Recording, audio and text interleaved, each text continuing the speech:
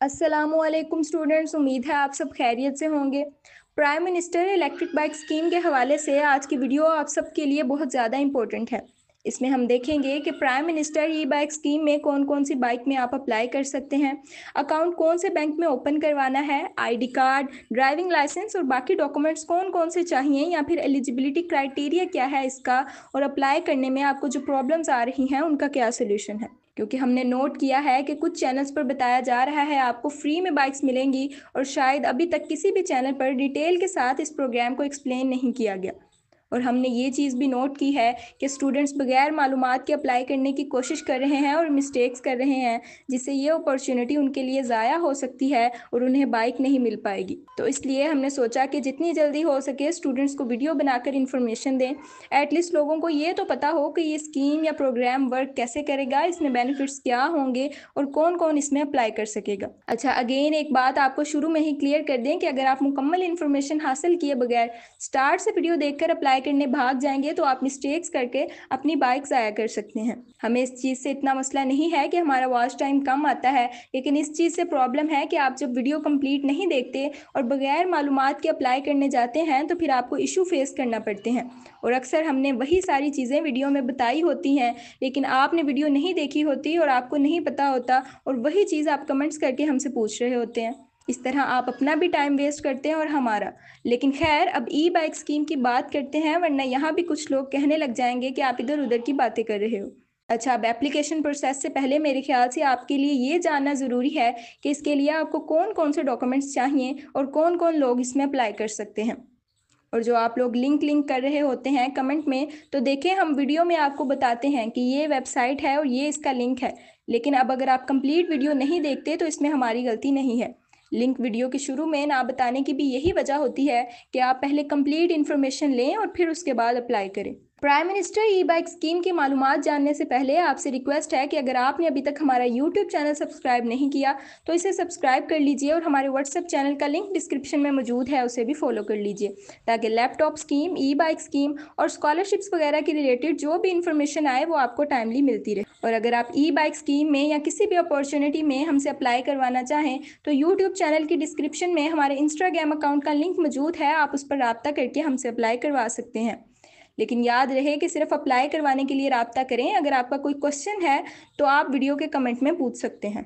अच्छा, सबसे पहले तो आपको ये क्लियर कर दें कि ऑफिशियली गवर्नमेंट की तरफ से इस अपॉर्चुनिटी का नाम ई बाइक स्कीम नहीं बल्कि Pakistan accelerated vehicle electrification program रखा गया है, क्योंकि इसमें ना सिर्फ ई बाइक बल्कि इलेक्ट्रिक रिक्शा और लोडर वगैरह भी दिए जा रहे हैं। लेकिन क्योंकि maximum student E bike scheme के नाम से इंफॉर्मेशन ढूंढ रहे होते हैं, तो इसीलिए हम ई बाइक स्कीम का नाम यूज़ करते हैं। शायद 2 दिन पहले हमने एक वीडियो बनाकर आपको इन्फॉर्मेशन दी थी और साथ बताया था कि इसमें से 80 से 90% इन्फॉर्मेशन करेक्ट हो सकती है। तो अब जो ऑफिशियल पोर्टल पर इन्फॉर्मेशन मिली है, आप देख सकते हैं कि तकरीबन सारी की सारी वही डिटेल्स हैं जो हमने बताई थी, सिवाय ड्राइविंग लाइसेंस वाली बात की। अच्छा, डिटेल्स में सबसे पहले हम इस प्रोग्राम के बेनिफिट्स की बात करते हैं। वैसे तो इसके बहुत सारे बेनिफिट्स हैं। For example, environment friendly initiative है, फ्यूल कॉस्ट की बचत है। लेकिन हम आपके मतलब के बेनिफिट्स को देखते हैं।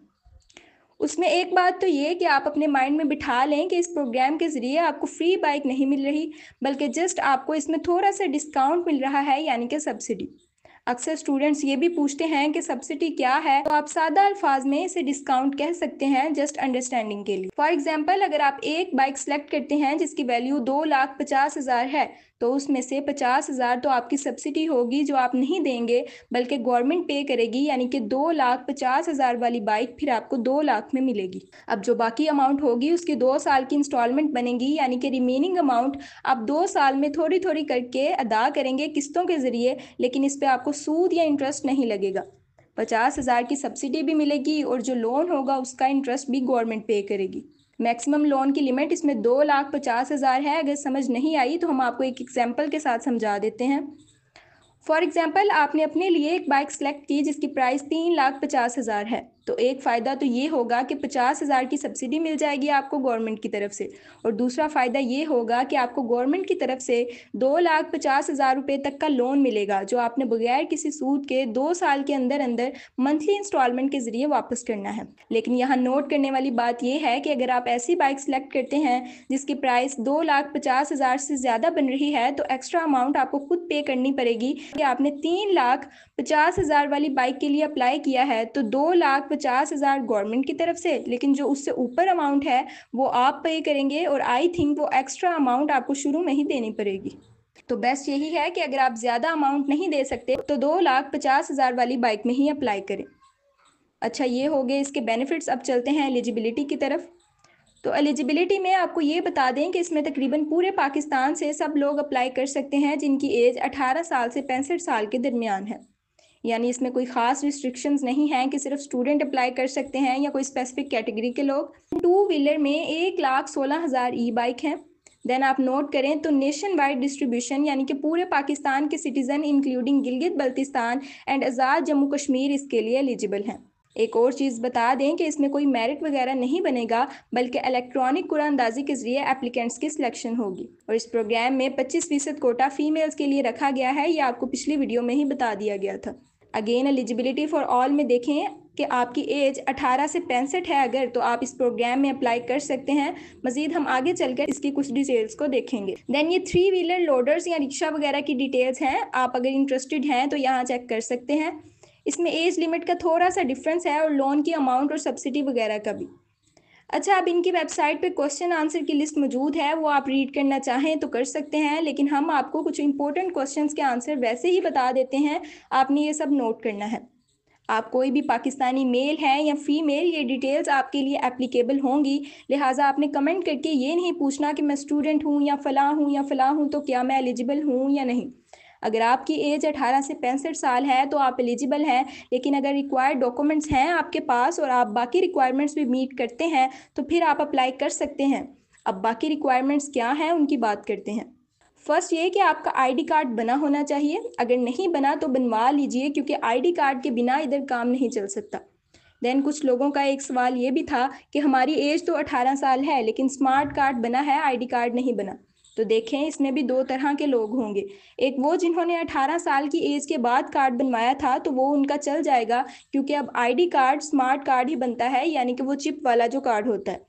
पहले कार्ड होता था जिसमें आपकी डिटेल्स उर्दू में होती थी, लेकिन अब कुछ अरसे से चिप वाला कार्ड बन रहा है जिसमें इंग्लिश में भी डिटेल्स मौजूद होती हैं। लेकिन अगर आपका स्मार्ट कार्ड आपकी एज 18 होने से पहले का बना हुआ है तो फिर बेहतर है आप अगेन अपना कार्ड बनवाएं।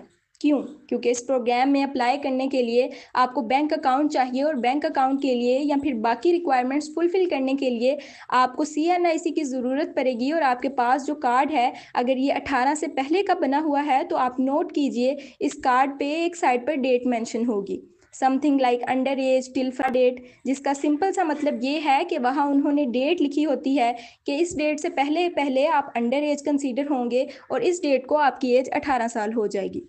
तो एज 18 होने के बाद अक्सर बैंक वो कार्ड एक्सेप्ट नहीं करेंगे और आपको अपना न्यू कार्ड बनवाना पड़ता है। अच्छा, डॉक्यूमेंट्स में एक तो हो गया आईडी कार्ड या CNIC, दूसरी आपकी पिक्चर चाहिए। देन प्रूफ ऑफ इनकम या फिर बैंक अकाउंट चाहिए, जिसका मकसद ये है कि आप कंफर्मेशन दें कि मैं जो बाइक लोन पर ले रहा हूँ, मेरे पास उसकी किस्तें अदा करने के लिए फाइनेंशियल सोर्सेज हैं और मैं टाइमली बाइक की इंस्टॉलमेंट पे कर सकता हूँ। बाकी बैंक अकाउंट हो सकता है प्रोसेसिंग के लिए या ट्रांजैक्शन वगैरह के लिए भी रिक्वायर्ड हो। ये 2-3 डॉक्यूमेंट्स आपको बता दिए हैं, लेकिन इसके अलावा कोई एडिशनल डॉक्यूमेंट्स की रिक्वायरमेंट भी हो सकती हैं। सबसे इंपॉर्टेंट क्वेश्चन इधर ड्राइविंग लाइसेंस का। तो इस प्रोग्राम में अप्लाई करने के लिए आपको ड्राइविंग लाइसेंस नहीं चाहिए, लेकिन ऑब्वियस सी बात है कि बाइक चलाने के लिए तो लाइसेंस की रिक्वायरमेंट होगी, और वो सब के लिए ही है, चाहे आप ई बाइक स्कीम वाले हैं या नहीं। खैर, ये मसला आपका हल हो गया कि ड्राइविंग लाइसेंस नहीं चाहिए ई बाइक स्कीम में अप्लाई करने के लिए। इसके अलावा कुछ स्टूडेंट्स कहते हैं कि मेरी एज आईडी कार्ड पर कम है, वैसे मेरी एज 18 साल है। तो देखें, इदारों के लिए तो आपकी आईडी कार्ड वाली एज ही एक्सेप्टेबल है, तो अगर उस पर आपकी एज कम है तो एलिजिबल नहीं है। इस केस में आप खुद नहीं तो अपने किसी भाई बहन या पेरेंट के नाम से अप्लाई कर सकते हैं, क्योंकि एलिजिबिलिटी और मेरिट वाला सीन तो आपको बता दिया गया है कि तकरीबन कोई भी अप्लाई कर सकता है इस प्रोग्राम के ज़रिए ई बाइक स्कीम हासिल करने के लिए। एक क्वेश्चन ये भी है कि अगर CM ई बाइक स्कीम के ज़रिए बाइक हासिल की थी तो अप्लाई कर सकते हैं, तो इसका आंसर है नहीं। स्टूडेंट्स भी एलिजिबल हैं, गवर्नमेंट एम्प्लॉयज़ भी एलिजिबल हैं। इन शॉर्ट हर वो पाकिस्तानी जो फाइनेंशियल रिक्वायरमेंट मीट करता है और किस्तें और बाकी अमाउंट स्पेसिफिक टाइम पर पे कर सकता है, तो वो इसके लिए एलिजिबल है। अच्छा, कुछ व्यूअर्स के क्वेश्चन थे कि हमें अमाउंट बताएं, पहले कितनी देनी होगी और इंस्टॉलमेंट कितनी बनेगी। तो देखें, इंस्टॉलमेंट डिपेंड करती है कि आप कितने वाली बाइक में अप्लाई करते हैं। उस हिसाब से जितनी भी अमाउंट होगी, आपको 50,000 सब्सिडी के बाद वो अमाउंट आपकी डिवाइड हो जाएगी 2 साल की इंस्टॉलमेंट में। देन जो क्वेश्चन है कि स्टार्ट में कितनी अमाउंट पे करनी है, तो उसमें देखें, एक तो आपकी पहली इंस्टॉलमेंट होगी और बाकी आपकी बैंक की प्रोसेसिंग फ़ी या डॉक्यूमेंटेशन चार्जेस और इंश्योरेंस वगैरह की अमाउंट इंक्लूड होगी। और अगर आप 2,50,000 से ज़्यादा की बाइक लेते हैं तो एक्स्ट्रा अमाउंट भी आपको स्टार्ट में ही देनी पड़ेगी। एक दफ़ा अप्लाई करने के बाद आप एप्लीकेशन विड्रॉ नहीं कर सकते और बाइक भी चेंज नहीं कर सकते। बाइक की डिलीवरी पार्टनर कंपनी या व्हीकल मैन्युफैक्चरर के थ्रू होगी। आप इस प्रोग्राम के ज़रिए एक से ज़्यादा बाइक के लिए अप्लाई नहीं कर सकते। अच्छा, अब हम बैंक देख लेते हैं। तो ये स्क्रीन पर जो बैंक शो हो रहे हैं, इनमें से किसी भी बैंक में अगर आपका अकाउंट नहीं है तो ओपन करवा सकते हैं, और अगर ऑलरेडी आपका अकाउंट है इनमें से किसी भी बैंक में, तो उम्मीद है कि वही चल जाएगा। एक क्वेश्चन था कि बैंक अकाउंट अपना होना चाहिए, तो जी हाँ, आपका अपना बैंक अकाउंट होना चाहिए। जहाँ एज और आईडी कार्ड की रिक्वायरमेंट्स हैं, तो वहाँ अकाउंट भी आपका अपना होना चाहिए।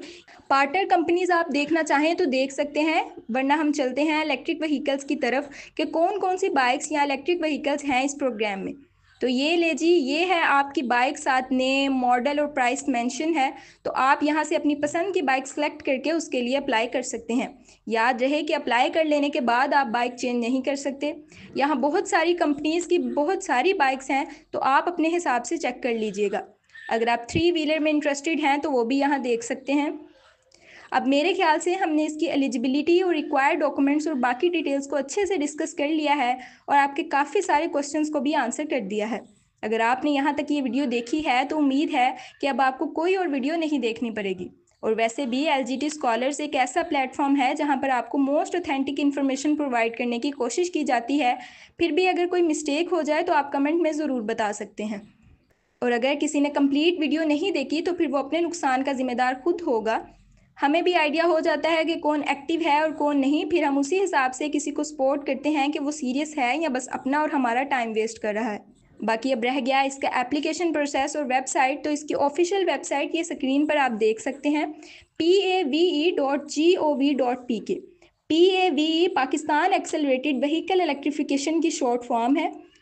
अब भी अक्सरियत लिंक देखते ही अप्लाई करने भाग गई होगी, लेकिन अगर आपने 1 सितंबर को अप्लाई करने की कोशिश की है तो आपने नोट किया होगा कि अकाउंट साइन अप करने के बाद वहां पर एक एरर आ रहा था। उसके हवाले से भी काफ़ी मैसेजेस और कमेंट्स आ रहे थे कि अकाउंट बन गया है, अब लॉगिन नहीं हो रहा। तो हमने भी उस चीज़ को कंफर्म किया है। एक्चुअली वो पोर्टल का इशू था, स्टार्ट में कुछ एरर्स वगैरह आ रहे थे, लेकिन अब वो सॉल्व हो चुके हैं।